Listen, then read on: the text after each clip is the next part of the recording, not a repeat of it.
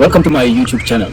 I'm right here in Bloomington, in Indiana State, to meet one of the happiest women that I've ever met. Join me.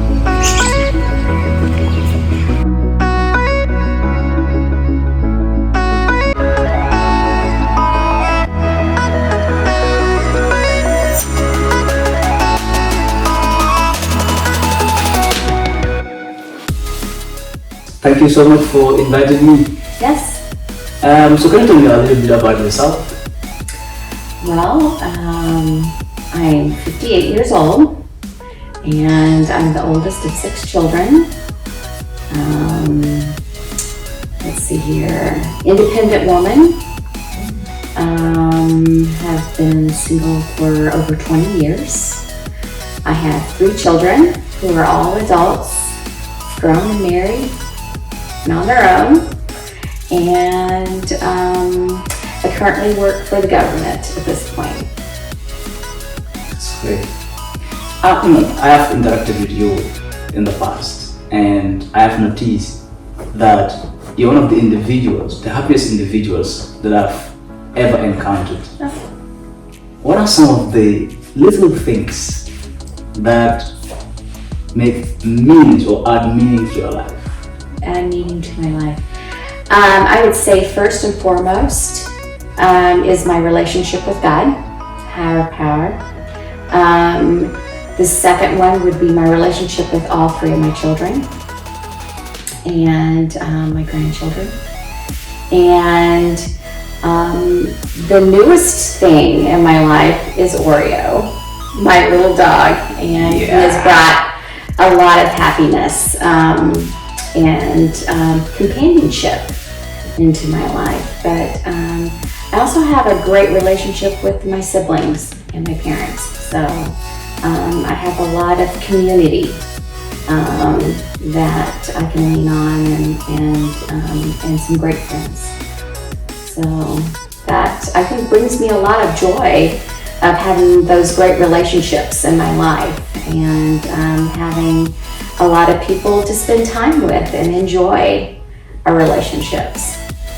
I mean, that's great. I mean, there are a lot of arguments going around regarding happiness, and I would want you to at least give an advice to the younger generation, most of whom believe that the true way of attaining happiness is by amassing material possessions, a vast amount of material possessions.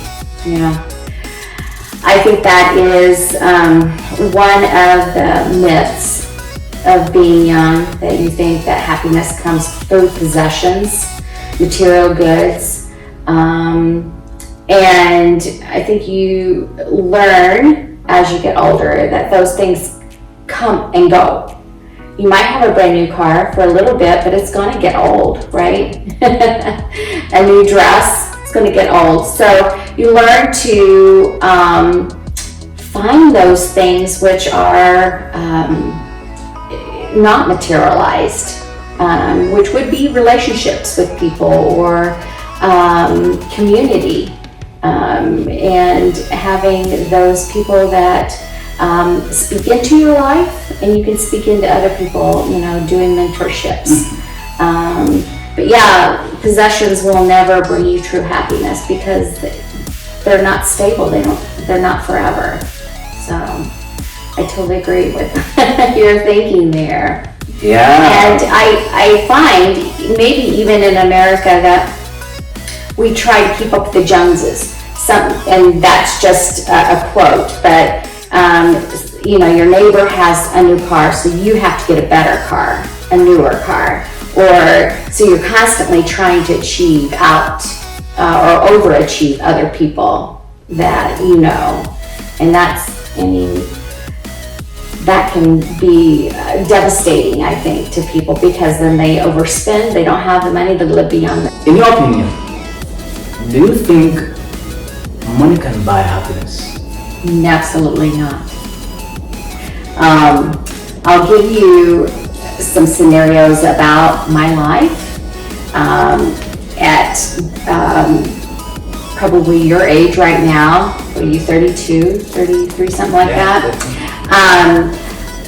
Till I was probably 40, I made a lot of money. I owned my own house since I was 21 and had a family, raised my kids, and I was happy, but there was something missing also. And so as I got older, I realized however much money you make or how much stuff you have does not bring happiness.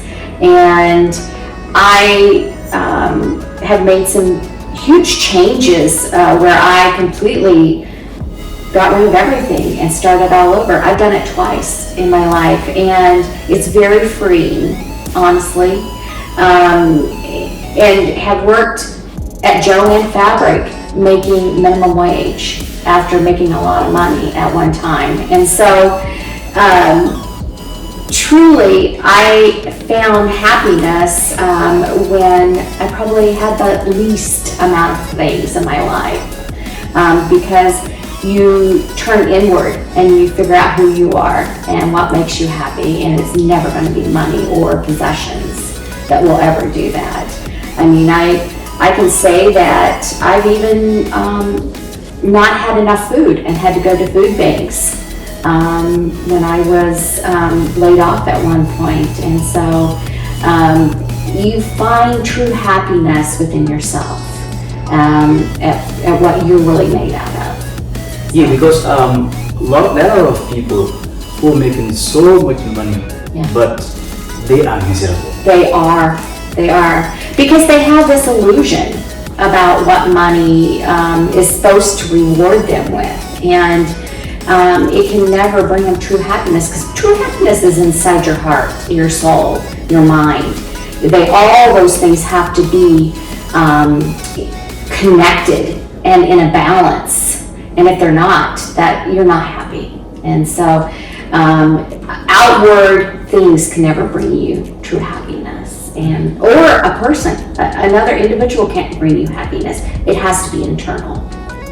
But people around you could also be... Oh, they can attribute to your happiness, absolutely.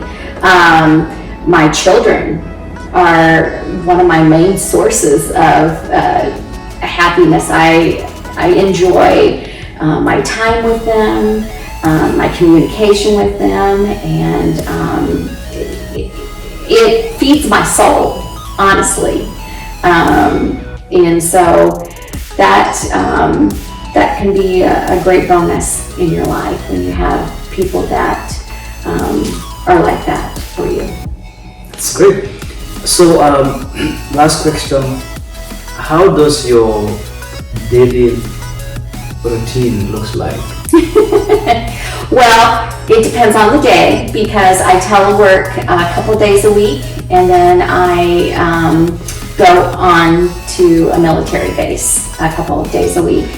And so I work 10-hour days, and so the days that I'm home, regardless whether I'm going to the base or not, everything gets opened up, shades are opened up, lights are turned on, beds are made, everything is, cleaned and ready for the day.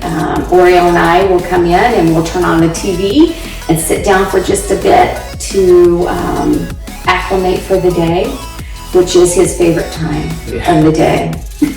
This seems to be a major part. And then we have some time outside, and I get fresh air, and I get to exercise too. And that's great. But my life is a very structured. I've always been a very structured individual, so I am very much structured on routine, and the dog is now a structured routine too. But on our days that I go on base, I get up very early. We do the same things, and then we go off to work. So it's a long day, but it's very rewarding because I get Fridays off.